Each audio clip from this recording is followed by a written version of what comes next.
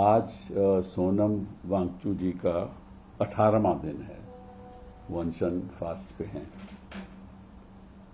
और सरकार ने आज तक कोई पहल नहीं की। अनशन आदमी करता क्यों है? महात्मा गांधी जी अनशन क्यों करते थे?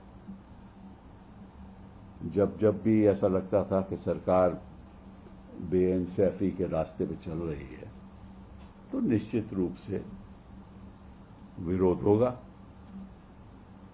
और विरोध के भी अपने रंग होते हैं, तरीके होते हैं, और अनशन भी एक तरीका है, फास्ट करना भी एक तरीका है। और जब कोई भी फास्ट करता है, स्पेशली अनटू डेथ, कि अपनी जिंदगी भी सौंप देने के लिए फास्ट करता है, तो निश्चित रूप से सरकार के कोई तो बातचीत का रवैया बनाना चाहिए। और मुझे याद है कि जब अन्ना हजारे की मूवमेंट हुई तो उस समय जब जब भी अन्ना हजारे ने अनशन किया और जन लोकपाल बिल की डेमोन्स्ट्रेशन हुआ तो सरकार बातचीत कर रही थी ना, क्योंकि सरकार जनता के लिए होती है, जनता की बात सुनने के लिए होती है। और जब एक ऐसा मोड़ आ जाए कि सरकार कहे कि हम किसी को सुनेंगे ही नहीं, वो मोड़ आज हिंदुस्तान की राजनीति में आ चुका है। सरकार को ये ज्यादा फिक्र है कि किस तरह से सरकारें तोड़े, किस तरह से मेंबर ऑफ पार्लियामेंट तोड़े बाकी पार्टियों से, किस तरह से अपनी लोकसभा की बहुमत बढ़ाएं, किस तरह से राज्यसभा की बहुमत बढ़ाएं, किस तरह से 2/3 बहुमत हो जाए तो किस तरह से संविधान बदल दें, तो किस तरह से ये राज चलता रहे, और किस तरह से इलेक्शन कमीशन के द्वारा वोटर के नाम काटे जाए। इस पे सरकार का बड़ा ध्यान है। लेकिन जो आम मुद्दे हैं, अभी हाल ही में सुना कि टेट का पेपर लीक भी महाराष्ट्र में हो गया। अभी कल ही की बात है, कल परसों की ये बात है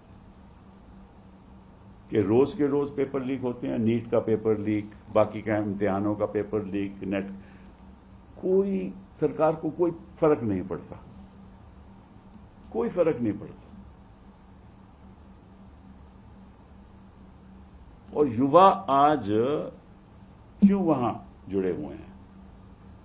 इसीलिए ना कि इतने पेपर लीक हो गए और अभी तक मंत्री जी ने इस्तीफा नहीं दिया।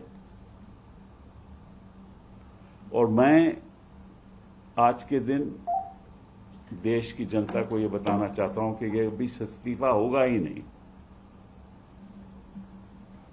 धर्मेंद्र प्रधान जी कभी इस्तीफा नहीं देंगे, ना सरकार इनको कहेगी कि इस्तीफा दो, क्योंकि इनकी नीति है। कुछ भी हो जाए देश में, राम मंदिर लूटा जाए, और जो लोग वाकई में इसके जिम्मेदार हैं उनका इस्तीफा कभी नहीं होगा। अभी आज तक इन्होंने किसी मंत्री ने इस्तीफा दिया? नहीं दिया। क्यों?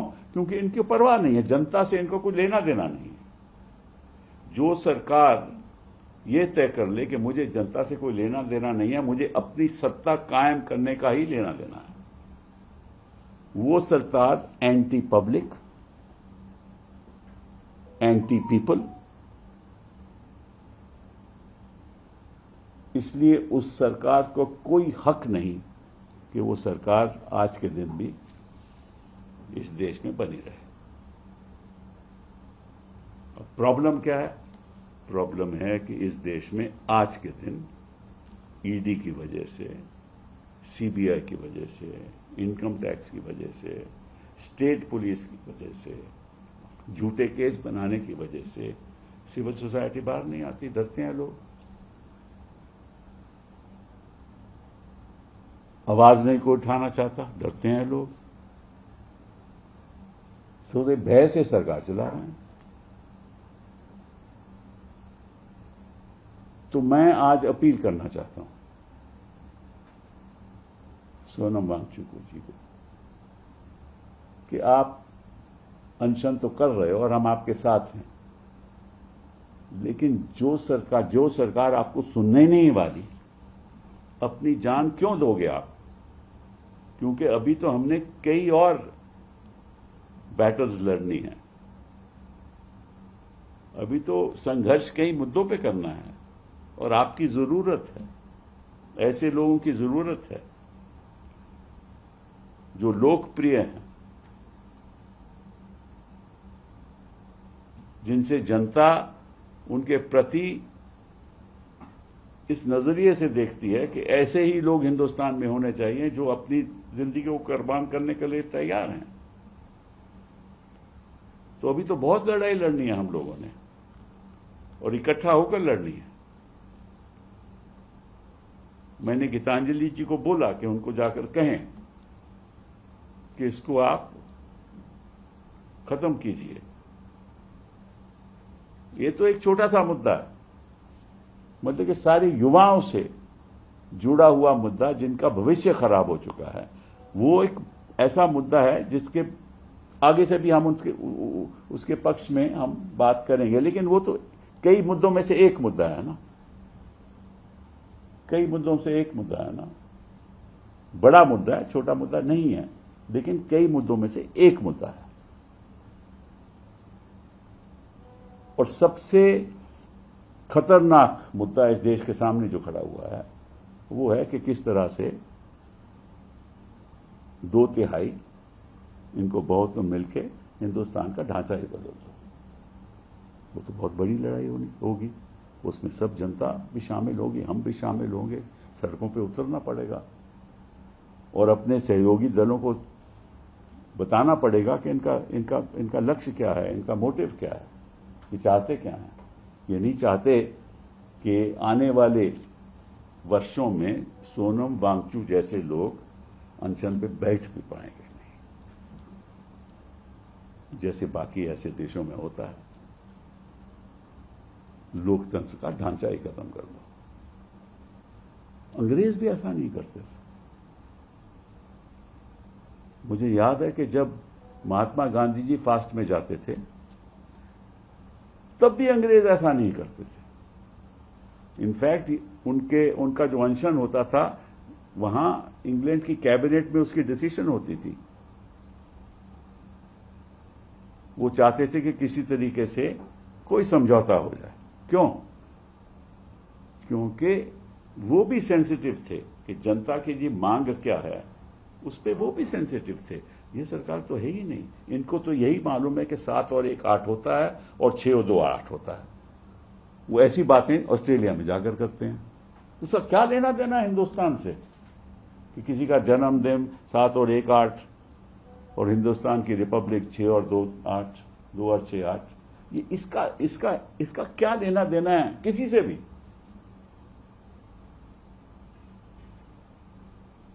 कि दाल वहां से आती है और तड़का यहां लगता है। मुझे तो समझ नहीं आई कि इसका मतलब क्या है राजनीति में।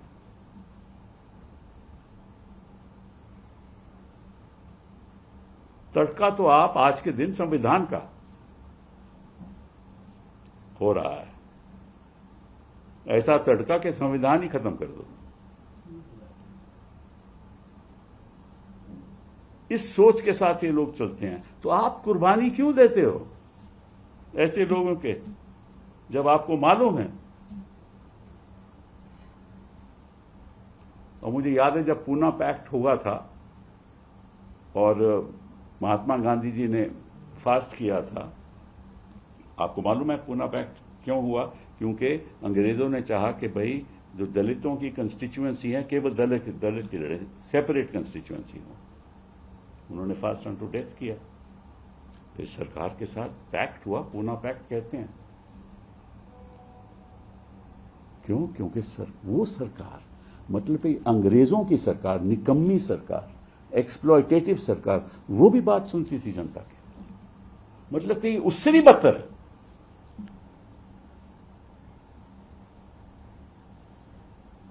ऐसी सरकार के लिए आप अपनी जान देना चाहते हैं? मैं अपने द्वारा देश की, मैं समझता हूं देश की जनता आपके साथ है, युवा लोग, हिंदुस्तान के युवा लोग आपके साथ हैं, और उनके मन में भी यही बात हो रही होगी कि भाई ऐसा नहीं करना चाहिए इस समय, क्योंकि आपकी जरूरत है, आप जैसे लोगों की जरूरत है। जब अन्ना हजारे का अनशन हुआ तो हमारे मंत्री जाके मिलते थे ना, हमने कभी रोका तो नहीं कि एजिटेशन हो, चलिए करिए एजिटेशन, हमने कभी रोका नहीं किसी को।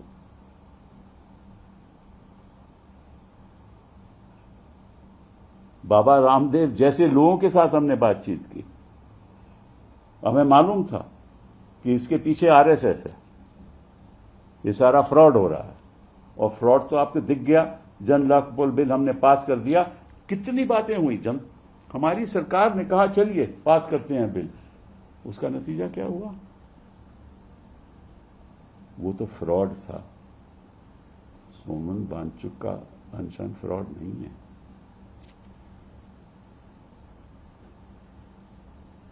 कहां है वो आरएसएस, कहां हैं वो लोग जो पैसों का खिलवाड़ कर रहे थे, लोगों को रामलीला ग्राउंड पे रोटियां खिला रहे थे फ्री, ताकि सरकार को गिराया जाए। हम तो नहीं कह रहे कि सोनम वांगचुक सरकार को गिराना चाहता है, वो तो यही कह रहा है ना कि हमारी बात सुनो। जो युवाओं के भविष्य के जो खिलवाड़ हुआ है, जो सुइसाइड किए हैं युवाओं ने क्योंकि दोबारा पेपर में बैठ नहीं पाए, उनकी बात सुनो, इतनी कठोरता मत दिखाओ। मुझे तो लगता है कि इनके दिल में जो धड़कन होनी चाहिए, जो आम आदमी दिल में है, वो भी नहीं है। ये बेदर्दी के साथ केवल एक ही लक्ष्य है कि किसी तरीके से सत्ता में कायम रहे, और जो इनके काली करतूतें हैं, जो कारनामे हैं, वो कभी जनता के सामने आए ही नहीं। एक मुद्दा नहीं है, हजारों मुद्दे हैं।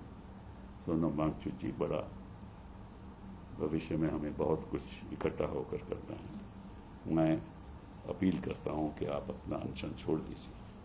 बहुत बहुत धन्यवाद। So very quickly, you can brief in English as well. Sure. You can even brief that. सवाल जवाब ले।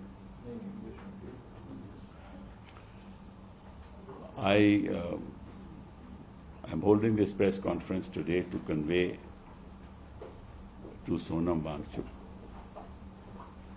who is now on the 18th day of his fast unto death. And I'm worried personally because I was his lawyer also when he was detained, and then ultimately was, at the instance of the government, they withdrew the detention order. He is a man who is a true patriot, unlike many of the others who are dealing with him in the fashion that they are.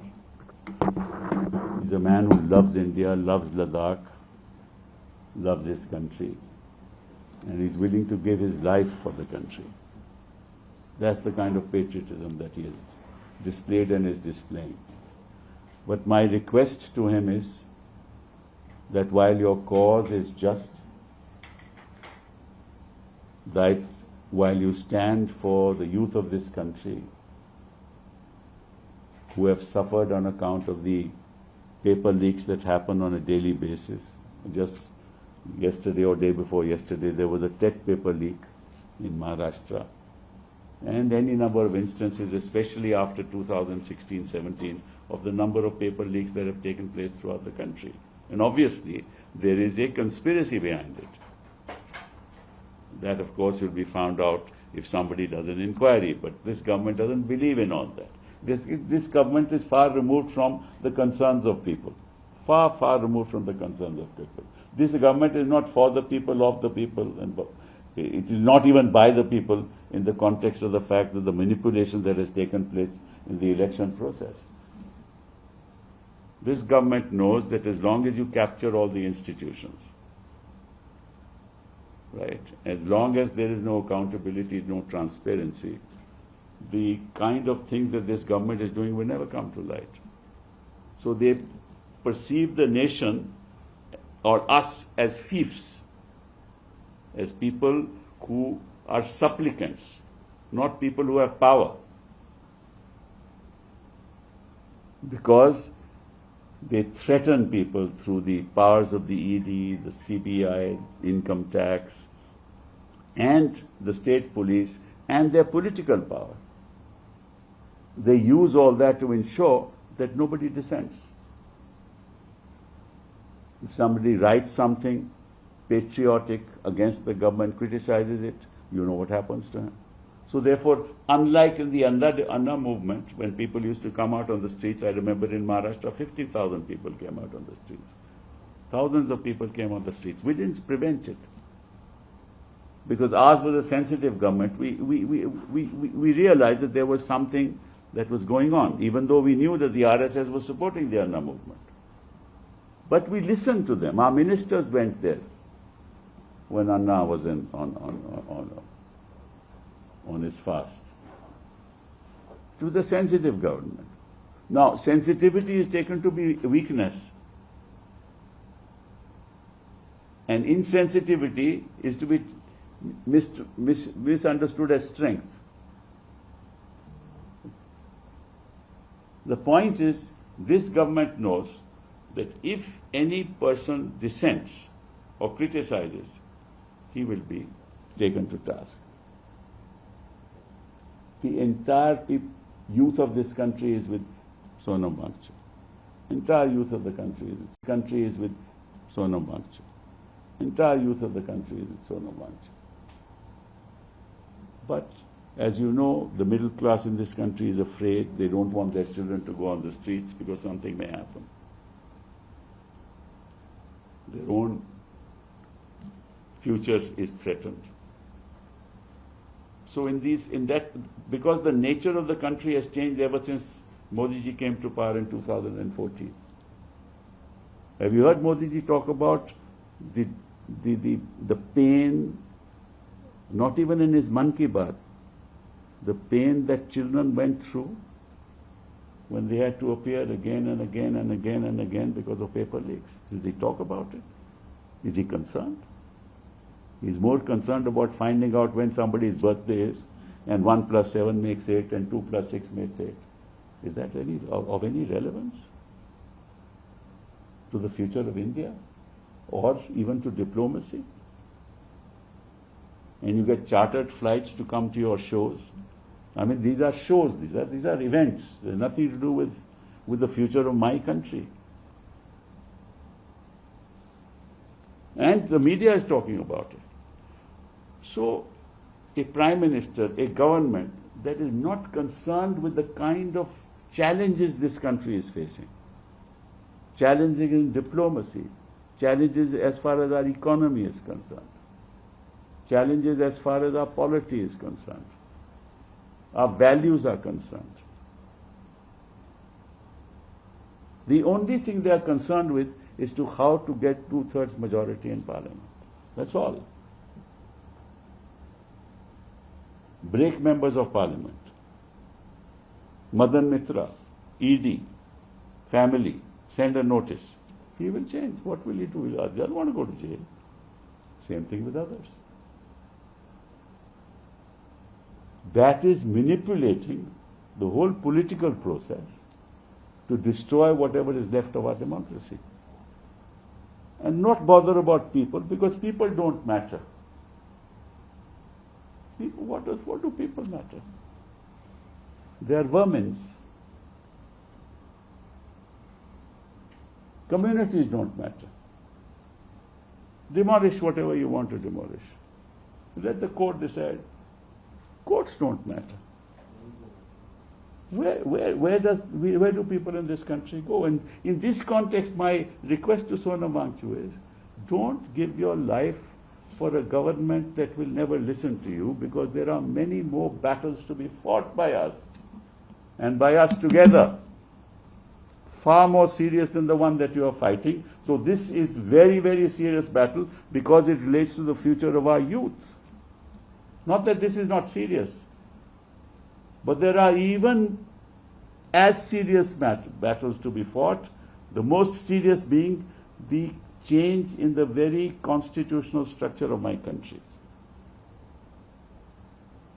From a democratic nation to an authoritarian regime by managing 2/3 and changing the constitution. That's the ultimate battle. And the middle class of this country, let them tell them, one day they will be at your door.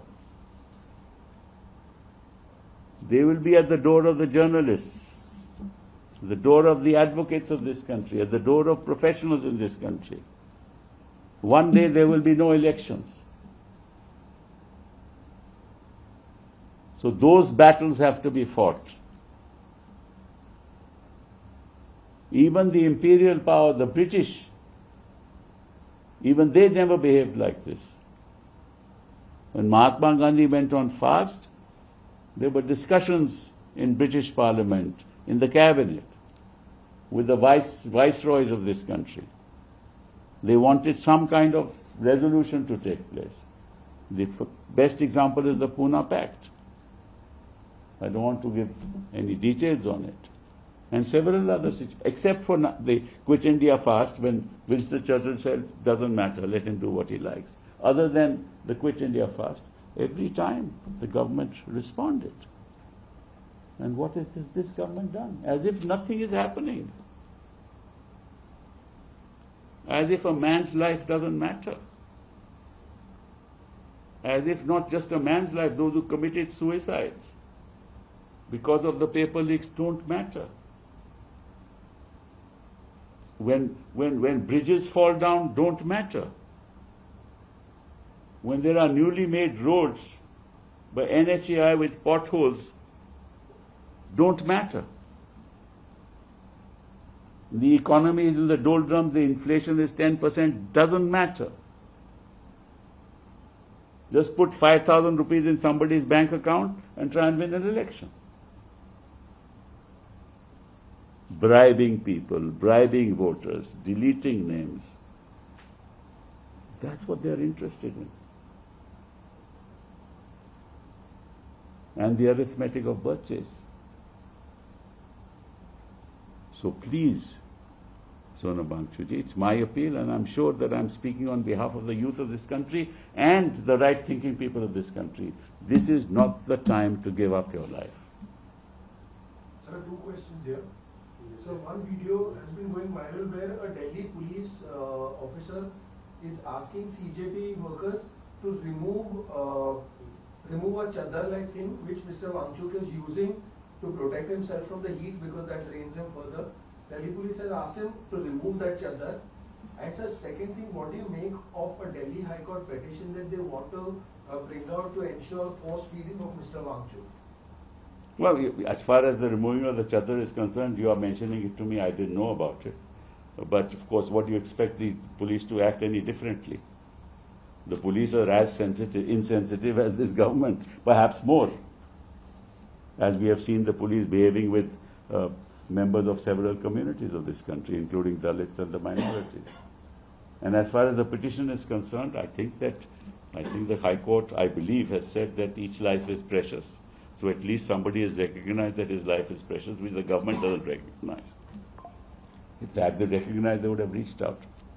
Sonam Wangchuck ने भूख हड़ताल तोड़ने से मना कर दिया है, तो क्या आप उनसे मिलकर अपील करेंगे कि आप भूख हड़ताल तोड़िए? अब देखो, मैंने तो गीतांजलि से को बोला कि मेरी बात उन तक पहुंचा दो, उन्होंने पहुंचा भी ली होगी।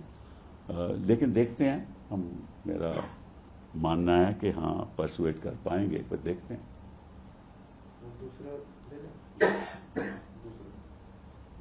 सर, एक तो संसद का सत्र शुरू हो रहा है और कल एनसीपी एसपी की सांसद सुप्रिया सुले ने डिलिमिटेशन पे कुछ अपनी शर्तों के साथ वो लोग थिंक करेंगे, तो एक सवाल उठ रहा है कि क्या वो एनसीपी एसपी समर्थन कर सकते हैं। दूसरा एक सवाल है कि उत्तर प्रदेश चुनाव से पहले समाजवादी पार्टी के अध्यक्ष अखिलेश यादव पीडीए रथ यात्रा शुरू करेंगे, कैसे देखते हैं? फिर जो पहला आपका सवाल है, मेरा ख्याल मैंने आज इंडियन एक्सप्रेस में उनका बयान पढ़ा है, तो उसमें उन्होंने स्पष्ट तौर से कहा कि जो भी निर्णय होगा सभी इकट्ठा इंडिया ब्लॉक बैठ के निर्णय करेगी। पहला तो ये है। और जहाँ तक रथ यात्रा का सवाल है, तो जब भी रथ यात्रा होती है तो अच्छे मुद्दों पे होनी चाहिए। मैं तो समझता हूँ चाहे वो भारत जोड़ो हो या अखिलेश जी को हो, लेकिन ऐसे नहीं होनी चाहिए जैसे अडवाणी जी ने की थी। Sir, since E20 blended petrol is something that's been trending, already a case of malfunctioning has come up where in Raipur, Chhattisgarh, Consumer Rights Forum cum Tribunal has ordered that a doctor be paid back by the automobile company. She bought an SUV worth 21 lakhs, sir, and the auto experts and mechanics have said that it's because of adulterated petrol. What do you Everything in this country is adulterated. Forget about petrol. You see, the blending of emotions take place instead of blending of this with ethanol, petrol with ethanol. We want purity, right? In the political process, in the transportation sector, in the minds of people, in the Man Ki Baat. We want purity in everything. And this country, at least this government, is impure in every aspect of their governance. Thank you.